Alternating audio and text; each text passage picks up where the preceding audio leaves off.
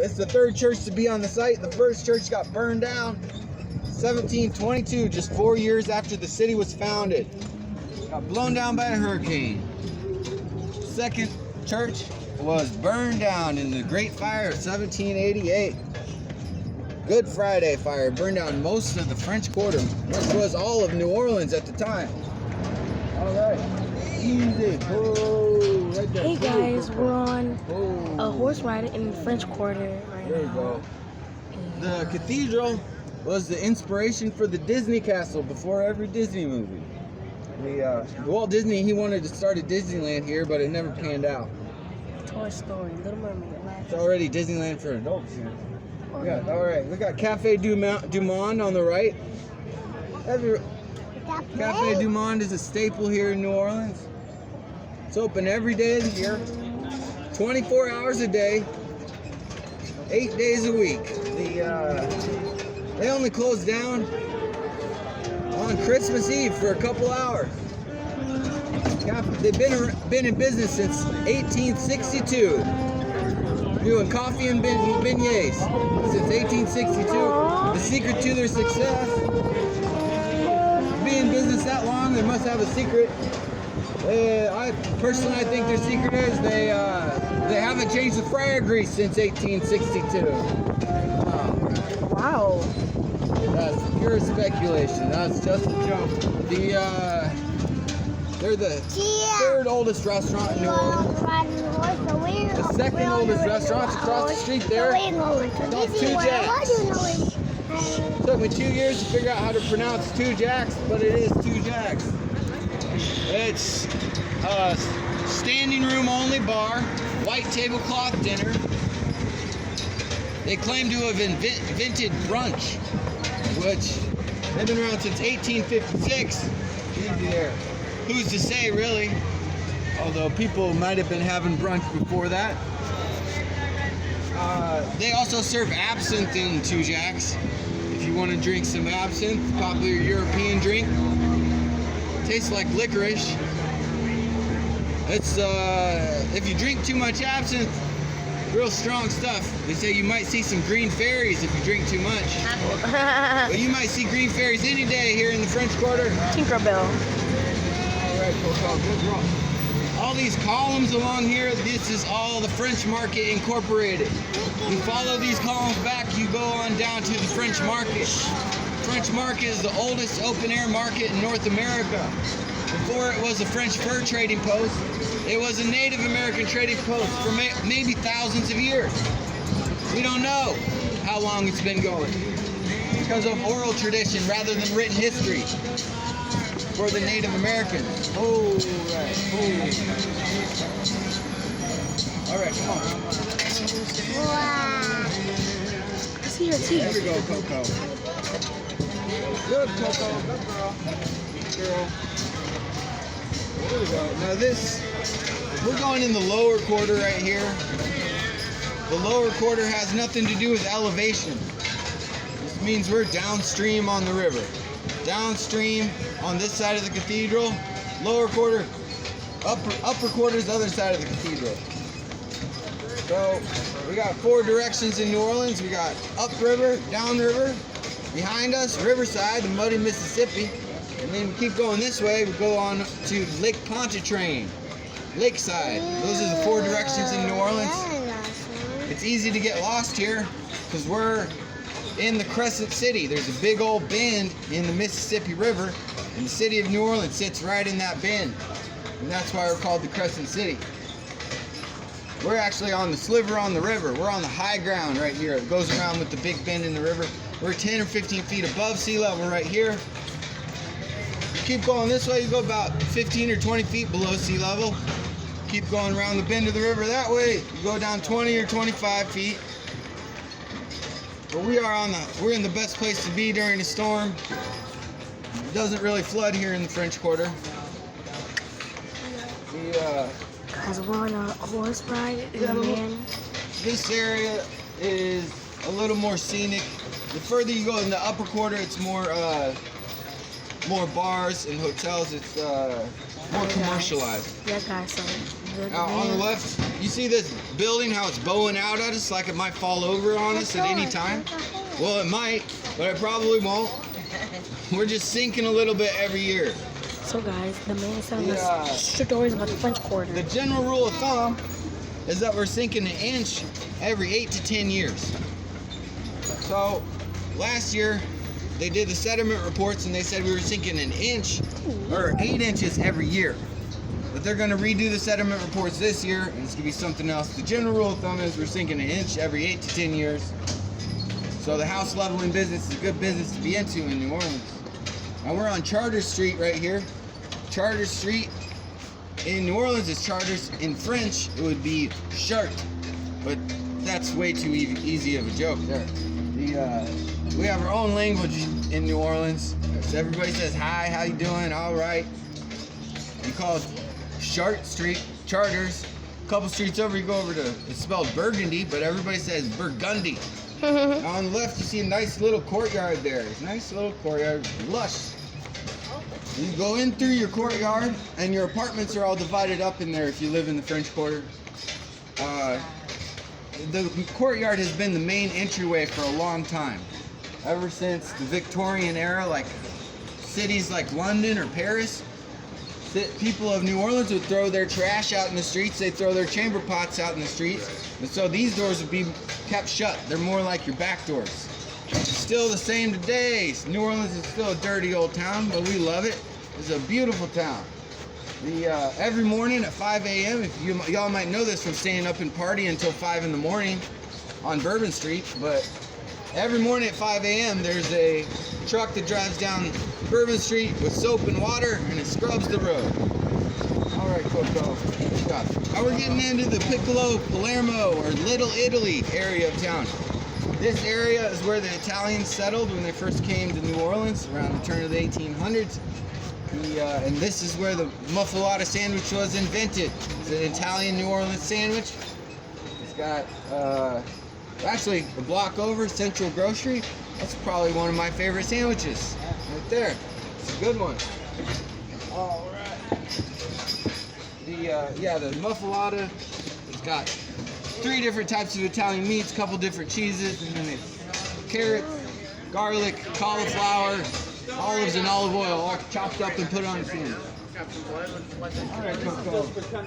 The Hotel Provincial on the right used to be a military hospital. And they say it's haunted by the ghost of a surgeon who specialized in amputation.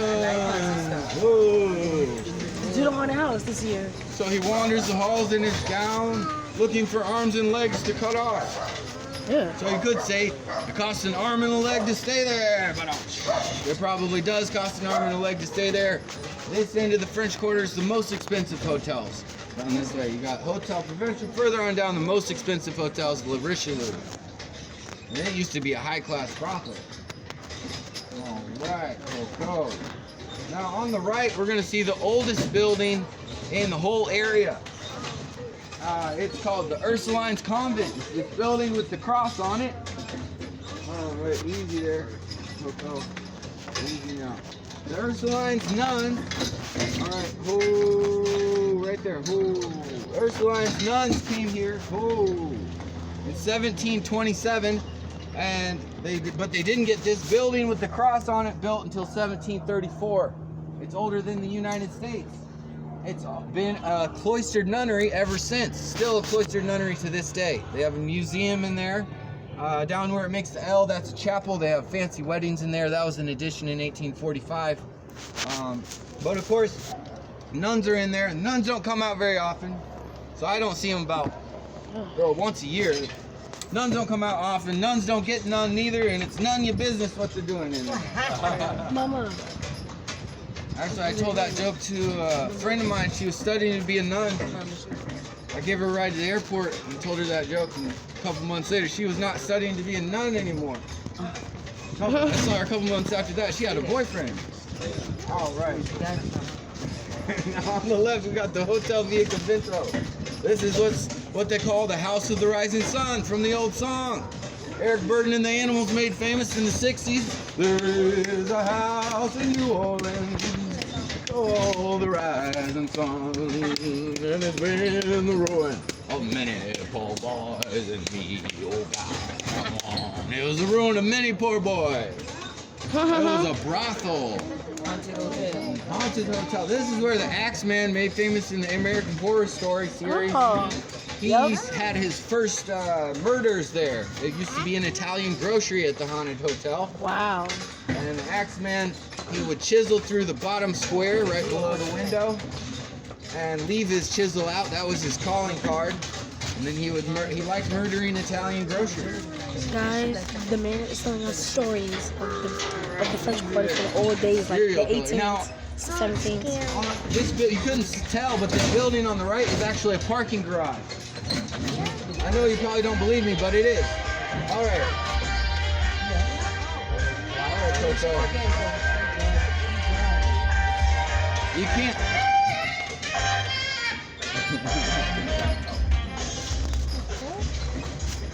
Yeah, you can't change anything on the outsides of these buildings because of the Vieux Carré Commission. Back in 1932, the Vieux Carré Commission started, and they oversee everything in the French Quarter. If you want to change anything on the outside of these buildings, all the way down to the color of the paint, you got to get it approved in City Hall. They try and keep it as historical as possible.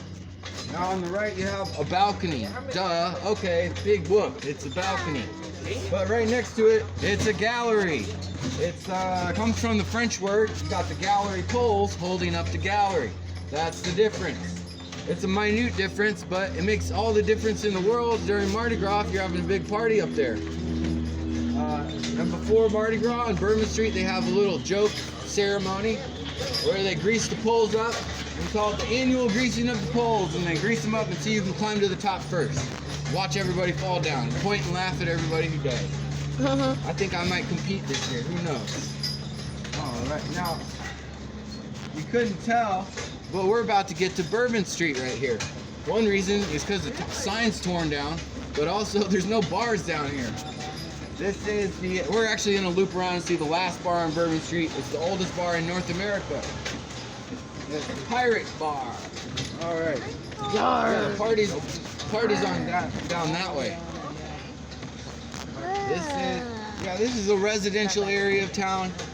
Well, you'll see a lot of for sale signs. Since I first came here about 10 years ago, the real estate has gone through the roof.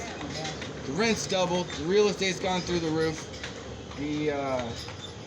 So if you own a house, that's great for you. You're selling it right now. A friend of mine, his mom bought a house 25 years ago for $30,000. She's selling it for $400,000 now. So the housing market is topped out. Now on the right, we'll see a double shotgun. It's like two barrels of a shotgun going back. It's a duplex.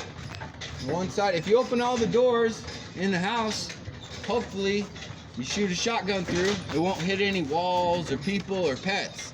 Unless you're aiming for people, which you might have to do here in New Orleans. The New Orleans Police Department is NOPD. It stands for Not Our Problem, dude. That's a good one. Now on the left, past this tree, around this tree, we're gonna see all this broken glass stuck in this ledge, in the concrete on that ledge. Now, the broken glass is called Haitian barbed wire or Jamaican barbed wire, because after all, we're the northernmost Caribbean city here. And after 8 months of summer, I'm convinced now. All right, easy there. All right, so the French Creoles believe that oh yeah, little puppy. Pretty. Oh, here's a Creole cottage on the right. Typically you got a slate roof, classic New Orleans architecture. Slate roof, dormers on top, full-length shutters. Those full-length shutters, they're for hurricanes, but they're also because of the Spanish. The Spanish took over. We were founded in 1718 by the French, but by the time 1762 rolled around, the Spanish took over. They started taxing the French Creoles, French Creoles weren't used to taxes. They were used to laissez-faire system, hands off the economy, no taxes. One of those taxes was a window tax, but if you had 4 full-length shutters, you could say, well, technically I got all doors, so I'm not paying the window tax this year. Another one of those taxes is they would tax you on the width of your house to the street, so, and not the full square footage. So that's why you see a lot of the shotguns. They're so short in the front and long in the back, just like a mullet. Now, we're on Dauphine Street, which means prince in French. And on the left here, this through these shutters is where Morpheus lives from the Matrix. Lawrence Fishburne. When he's in town, he stays there. He's Ooh. Dogfight. yeah, a friend of mine saw him about a month and a half ago, but he's a movie star. He's got 20 other houses. So the Metastasis Market is a nice little corner store. Grandpa Metastasis started in the 1940s in order to fund his recording studio, which got off the ground in the 1950s because of a New Orleans native by the name of Fats Domino walked through his door. They recorded the rock and roll standard up on Blueberry Hill. I found my thrill on Blueberry Hill, on Blueberry Hill, where I found you. And he also recorded Jerry Lee Lewis as well. Yeah, here's a single shotgun, short in the front, long in the back, just like a mullet. I live in a single shotgun uptown, but it's nowhere near as long as that one. All right. Now you see all these spikes here on these gallery poles up top? They're called Romeo spikes. They are to stop the Creole Romeo boys from climbing up and seeing their Juliets upstairs. You climb up a Romeo, slide down a Juliet. Look at that. All right. Now we're coming up to the Jean Lafitte's blacksmith shop. Oldest bar in New Orleans, oldest bar in North America. On the right here, the blacksmith shop was a pirate hideout. The pirate brothers, Pierre and Jean Lafitte, they would hide out here and melt down their plunder in it. It was a tin shop for a while. They'd melt down their silver and gold in there. Then they'd drink and cuss and fight like pirates like to do. All right. Oh, right there, Coco. Oh, right there. The bar is at least 250 years old. The reason why we don't know exactly how old it is because it burned up. The paperwork that says how old it is burned up in 1788. All right. All right. It's going to be wild and crazy tonight. Oh, yeah. All right. Now, yeah, the pirates come in off the boats. They drink and cuss and fight in here. And then they go across the street to the guest house where they'd see their ladies of the night. You could get everything your little pirate heart desired right on this corner. All right. I say that the bar is haunted by the spirit of Pierre and Jean Lafitte. The pirate brothers haunt the place at nighttime and they'll party with you. Marquise de Lafitte. All right, come on, Coco.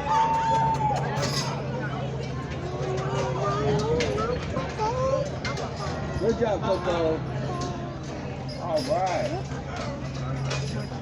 Now across the street from the bar, Ooh, it's cool. we got an elementary school.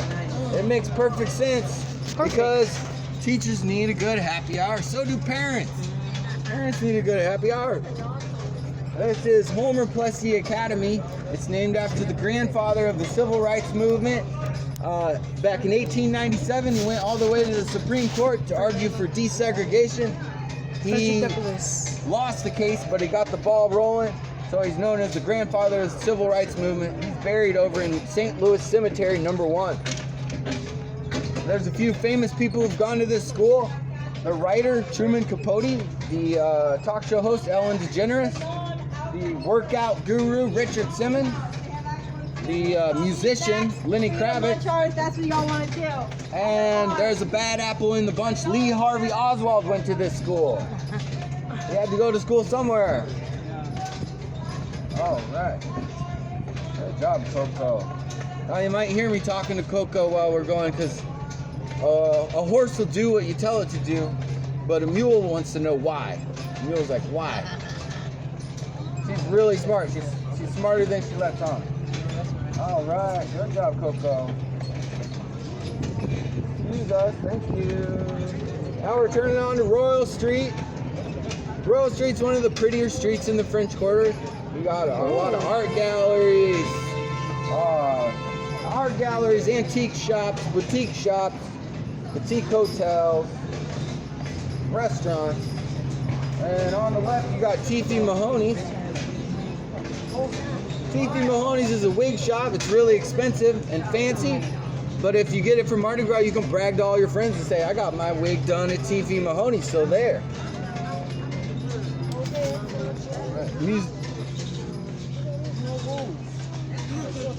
Yeah, musicians will play up and down Royal Street for tips. Kind of the less smelly version of Bourbon Street. All right, go. Come on. Now on the right, we got the Cornstalk Fence Hotel. It's a story of what a man will do for love. A man from New Orleans fell in love with a woman from Iowa. They got married, but there was a problem.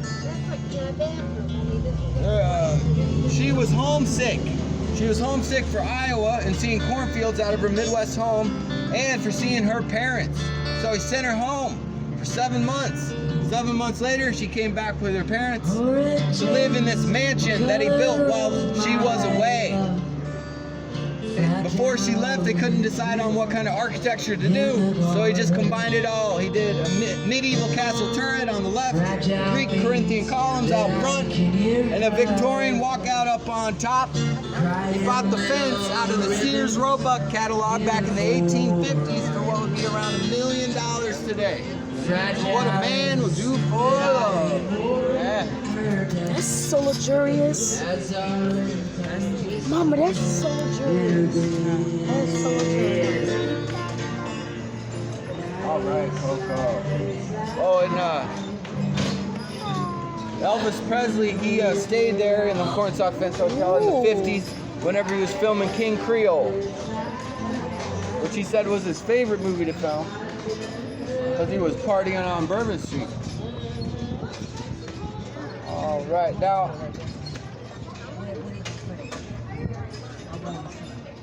this block and the next block down, all the outside film scenes for Interview with a Vampire, the Tom Cruise and Brad Pitt movie in the 1990s. They used all the outside film scenes for these next two blocks, at least in New Orleans. And the writer, Anne Rice, she lives uptown. And I live uptown, but I don't live in her neighborhood. She lives next to John Goodman and Sandra Bullock. Now on the right, we got Craig Tracy Art Gallery. Craig Tracy Art Gallery. He's got the cable TV show Skin Wars. If y'all want to get your bodies painted on personally by him, it only costs $10,000 this year. That's all. Last year it was $3,000, but he got that much more popular, so he upped the price. It only costs $10,000. All right. Good job, Coco. So good. Now on the left, we're going to see where the building isn't. The building fell down in 2012. They cleared it out, and they found human bones in there. That's why you got this sign that says University of New Orleans. It's an archaeological dig. Those bones dated back to the 1730s. All right. It's not uncommon to find human bones in the French Quarter if you're digging. From the 1720s into the 1750s, they buried people in the ground. When it rained, their coffins would come back up. Then they would drill holes in those coffins, stand on them, make it sink back down. Some of them stayed down, some of them came back up. They finally gave up. It was called St. Peter's Cemetery. They gave up on it in the 1750s. And they started St. Louis Cemetery number 1. All right, easy now, Coco. Easy there. On the left, you got the Place d'Armes Hotel. It's the site of the first school in Louisiana back in 1725. It was a boys' school. The nuns had the girls This woods in here. It burned down in 1788, though, along with the cathedral and most of the French Quarter. The Spanish military treasurer, he lived just a block away from here, and like a good Catholic, on Good Friday, he lit his private chapel full of candles, and he was praying real hard, and he got called away for business. He came back, and his drapes were on fire. He couldn't tamp those drapes out, so he ran down to the church, yelling to the priest, "Ring the bell! I need help putting this fire out." And the priest said, "Oh no, it's a holy day today. We're observing silence. In fact, I've taken the ringer off the bell." So, because of that priest's decision, 856 out of 1,100 buildings burned down in the French Quarter, which was the whole city of New Orleans, almost. All right, now on the left we got Muriel's. It's a fine dining location. Fine dining place. They say it's haunted by the ghost of Pierre Antoine. He lived in the 1840s. He died in the 1840s in this house. And if you guys want to sit with him, right there, right there. If you guys want to pay extra and sit with him through these double doors, that's his table. That's his private table. They set it out so he won't break any more plates in the restaurant. Here, let the people in the back see. Come on. Oh, Coco, right there. Oh. They set out a glass of wine and some French bread for him every night, and they say it disappears. Ooh. But I know if I was a cook in a hot New Orleans kitchen, I would make that wine disappear too. If I was a server, you guarantee I'd make it disappear on the job, probably. You don't have to drive if you're a server. All right, Coco. Good job. Good girl. Yeah, all the brick that you see in the French Quarter is because of the Spanish. After the city burned down, the Spanish, they shipped in brick and limestone from across Lake Pontchartrain in order to rebuild the city. They didn't want to make the same mistake twice. The original French Quarter burned down because it was made out of all wood. But you work with what you got. The French Creoles had cypress wood in the area. There's no naturally occurring stone here. You actually got to go 75 feet down to get to bedrock. We're just sitting on the swamp here. Oh yeah, those rolling spikes that you see all throughout the French Quarter were brought by the Spanish. The Spanish brought a lot of the ironwork to town as well. Because the city burned down and the Spanish rebuilt it, all of the architecture that you see in the French Quarter is actually Spanish architecture. Spanish architecture in the French style, because the French Creoles still lived here and they had to make them happy with where they lived. All right, go easy. The other reason why the city burned down so easy was because of the cane tucks. Now the cane tucks, they were people from Kentucky or any old American who floated down on a barge. They'd float down and they'd sell to the Creole guns, liquor, coffee, tea, sugar, whatever they needed. And then they'd sell out and they'd leave their barge here because it was before the steamboat. You couldn't take it back upriver.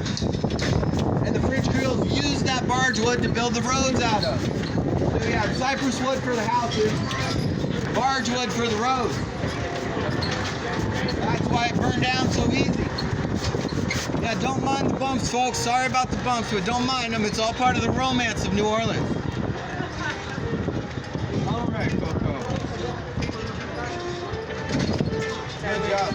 Now, up on the right-hand side, upstairs on the second story, all this fancy ironwork up there. Within that filigree up there, you might make out an A and a P. It's kind of squiggly, but it is there. It stands for Almonester Pontalba. The Baroness Michaela Almonester Pontalba. She was a very forward-thinking lady back in the 1830s, 40s, and 50s. She wore pants back then, and she got a divorce. She was so wealthy that no man could tell her not to. At the age of 3 years old, she inherited $26 million in the early 1800s, which is an astronomical amount of money back then. All All right. Easy there. No. All right, Coco. Good job. As she grew older, she was forced to marry her first cousin and live with her first cousin and her father-in-law in Paris, France. As she got a little older still, she asked her father-in-law for a divorce because she didn't really like her first cousin. Her father-in-law said, no, you can't have a divorce. And then he shot her 4 times in the chest. She lost a couple fingers along the way, but she did survive. Wow. She survived. She got her divorce. She returned to New Orleans with her wealth intact. She made the square as you see it today, with the upper and lower Pontalba buildings on either side, Parisian wrought iron fence all the way around, and she did a beautification to the park. Now I'm sure they had an update since the 1850s when she did all that, but she did commission the statue of Andrew Jackson as well. And Andrew Jackson was the type of man, he'd never tip his hat to nobody, especially a woman who wore pants back then. So she commissioned it that way with his hat off, because she lived on the upper side over here. Every morning she'd come out and drink a cup of coffee and smile down at Andrew Jackson finally tipping his hat to her. He wouldn't do it in life, so she immortalized him that way. She got the last laugh on that. There we go. Well, thank you guys for riding with me. I hope you all had fun. I appreciate your time. And yes, $20 a person. Anything above that is much appreciated. Most of the money goes to the company anyway. I work on a commission basis, so most of that money goes to the company. All right. Let's see here. Well, and hopefully we're not in a puddle. Oh yeah. Okay. There we go. Good deal. Oh, All right. after hearing all that, I love the first quarter. No. Thank you. Thank you. Thank you very much. Thank you. Thank you. And give me a little tip. Yeah, take your time getting down. I know it can be pretty steep.